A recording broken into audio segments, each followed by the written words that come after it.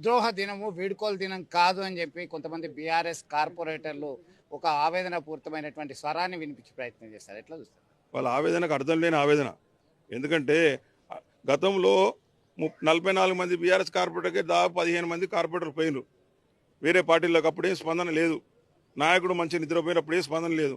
ఈరోజు ఒక సునీల్ రావు పోతే ఎందుకు ఉలికి పడుతున్నావు నువ్వు? ఒక సునీల్ రావు పోతే నీకు అంత ఎందుకు ఉలికి పడుతున్నావు నువ్వు?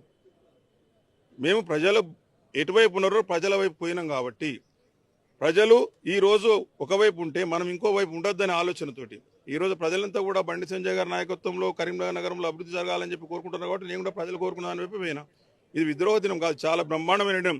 ఈరోజు ఇప్పుడే చెప్పినాను, బీజేపీ మేయర్ ఈరోజు పీఠం మీద కూర్చున్నాడు. ఇవాళ అది సంకేతం, రాబోయే రోజుల్లో కూడా బీజేపీ మేయరే కరీంనగర్ మున్సిపల్ కార్పొరేషన్ కూర్చుంటున్న సంకేతం. కాబట్టి ఈరోజు మేము ఇప్పుడు మేయర్ ఛాంబర్లో బీజేపీ మేయర్గా కూర్చొని మళ్ళీ రాబోయే రోజుల్లో బీజేపీ పార్టీకి సంబంధించిన మేయర్ ఇక్కడ కూర్చోవాలని చెప్పి ఆశించి మేము ప్రార్థించుకొని బయటికి రావడం అనేది అది వాళ్ళకి నచ్చడం లేదు, వాళ్ళకి నిద్ర పట్టడం లేదు.